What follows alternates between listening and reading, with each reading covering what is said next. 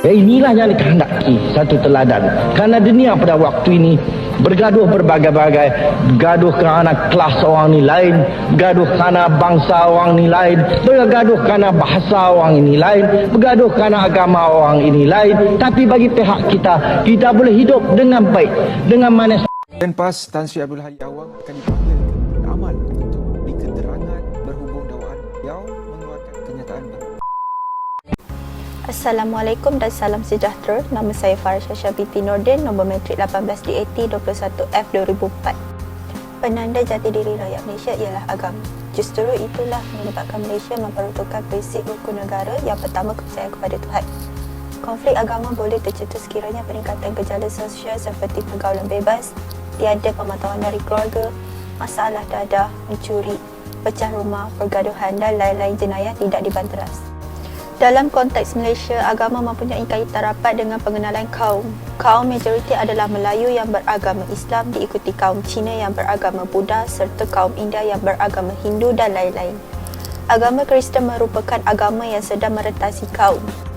Dengan kepelbagaian ini, ia menjadi satu cabaran dalam usaha mewujudkan perpaduan kaum dan agama. Perdebatan tiada henti terutama menerusi platform media sosial yang menyentuh isu sensitif seperti kaum serta agama mengundang situasi kurang harmoni di negara ini. Senario ini dibimbangi mampu menggugat kestabilan negara jika tiada usaha dilakukan untuk merapatkan semula jurang antara kaum. Masyarakat majmuk dibahagikan mengikut garis-garis pemisah seperti bangsa, etnik, agama, bahasa dan budaya. Menurut Kamus Dewan 2005, masyarakat majmuk ialah kumpulan manusia yang hidup bersama-sama di sesuatu tempat dengan atur dan cara-cara tertentu. Pembentukan masyarakat majmuk di Malaysia yang berbilang kaum pada abad ke-19 adalah kesan daripada kolonialisme yang mutlak.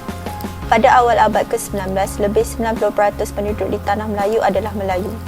Namun pada pertengahan abad ke-19, imigrasi kaum Cina dan India secara beramai-ramai ekoran dasar liberal Inggeris telah mengubah struktur kependudukan asal tanah Melayu. Assalamualaikum, saya Inashmi binti Zamri, nombor matrik 18 DAT 21F 005. Saya ingin membincangkan tentang isu-isu di Malaysia yang berkait rapat dengan konflik agama yang dapat menggugatkan peradaban. Antaranya ialah yang pertama, isu pertikaian penggunaan kalimah Allah. Pertikaian antara umat Islam yang tidak berpuas hati terhadap tuntutan penganut Kristian. Kronologi pertikaian penggunaan kalimah Allah bermula pada 16 Februari 2009 apabila Ketua Federasi Roman Katolik Kuala Lumpur telah membuat semakan kehakiman berhubung penggunaan kalimah Allah dalam penerbitan gereja itu. Namun, kerajaan berhujah bahawa kalimah Allah hanya boleh digunakan secara eksklusif oleh orang Islam sahaja. Isu yang kedua ialah isu pembinaan kuil Hindu di Seksyen 23 Shah Alam Selangor pada 2010. Isu tersebut telah menimbulkan kemarahan penduduk Melayu Islam di kawasan berkenaan. Majoritinya beragama Islam berbanding hanya 40 penganut Hindu. Kira-kira 200 penduduk bertindak mengadakan perhimpunan selepas solat Jumaat bagi menyuarakan bantahan tersebut. Isu ketiga pada 13 Ogos 2019 ialah tentang budaya rasis dalam isu tulisan Jawi Kod yang membawa Malaysia ke belakang. Persatuan Lembaga Pengurus Sekolah Cina Malaysia yang bernama Dongzong yang tidak bersetuju dan menghasut rakyat menolak pembelajaran tulisan Jawi serta Kod di negara ini. Dongzong memainkan peranan sentimen rasis.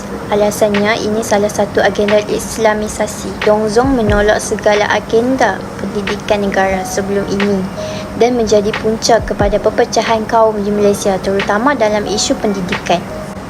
Isu yang keempat pada 8 Januari 2020 iaitu isu hiasan tanglung di sebuah sekolah diprotes. SMK Pusat Bandar Puchong 1 dituduh bertentangan dengan Perlembagaan Persekutuan dengan memasang perhiasan sepenuh sambutan Tahun Baru Cina di kawasan sekolah. Aduan itu dibangkitkan oleh Peguam Muhammad Khairul Azam Abdul Aziz, manakala di media sosial pula dia mendakwa menerima aduan daripada ibu bapa yang merasakan perhiasan itu satu percubaan untuk menyebarkan kepercayaan agama lain terhadap murid Islam. Isu yang kelima ialah isu pelakuan sengaja mempersendakan agama Islam. Isu ini telah terjadi sejak zaman dahulu kala, di mana ramai orang bukan Islam mempersendakan agama Islam dengan mempermainkan, mengejek, memeli dan menghina maupun bergurau tentang agama Islam dengan kata-kata yang boleh mencetuskan kemarahan orang Islam. Sebagai contoh, kita dapat lihat banyak di media sosial, salah satunya ialah viral seorang lelaki berbangsa Cina yang mempermainkan cara solat orang Islam. Hal ini telah membuat ramai orang Islam marah dan mula resis dengan agama lain hanya kerana seorang individu yang membuat perkara keji tersebut. Assalamualaikum, saya Nurin Ayuni binti Zanuri, nombor matrik 18 DAT 21F 2002. Seterusnya, salah satu langkah yang pasti membuahkan peradaban antara kaum di Malaysia adalah dengan menyambut hari perayaan bersama-sama.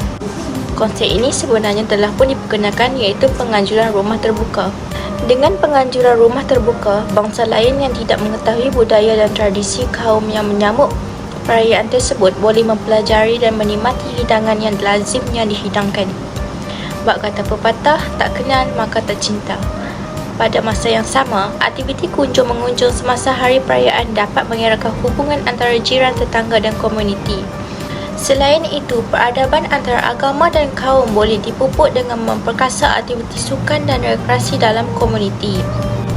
Sebagai penutup, langkah yang harus kita atasi ialah menanamkan sifat saling menghormati. Sifat ini merupakan tiang untuk menumbuhkan lagi peradaban antara agama dan kaum di Malaysia, dan juga dapat mengelakkan dari berlakunya konflik atau pergaduhan tentang agama. Maka, sebagai rakyat Malaysia, kita haruslah menerapkan sifat saling menghormati ini dalam diri kita untuk memastikan negara kita sentiasa aman dan harmoni. Assalamualaikum, saya Anis Parasha binti Fazli, nombor matrik saya 18 DAT 21F 2003. Kesimpulannya, kesepaduan dalam masyarakat perlu diterapkan bagi semua kaum agar negara dapat hidup dalam keadaan aman damai. Justru untuk mendapatkan kesepakatan dalam masyarakat, kita perlulah saling hormat menghormati agama setiap kaum supaya tidak terjadi 13 Mei 1969 di mana krisis pergaduhan antara kaum tidak berlaku lagi. Selain itu, persefahaman juga perlu diterapkan dalam kalangan masyarakat agar hubungan masyarakat yang berbelang kaum dapat dieratkan. Kita semua perlu bertanggungjawab dalam menjalankan semua kewajipan dalam menggalang semua tugas yang diberi bagi mengharmonikan perpaduan dalam negara. Akhir sekali, kesimpulan yang boleh dibuat dari tajuk yang kami ambil ini, kita dapat lihat bahawa Malaysia merupakan negara yang mempunyai pelbagai agama, kaum dan budaya. Oleh itu, jika berlakunya pergaduhan atau salah faham yang melibatkan agama, kita mestilah cepat-cepat menyelesaikannya. Hal ini kerana kita hidup dalam pelbagai agama. Jadi, kita harus menerima dan menghormati setiap agama, kaum dan budaya.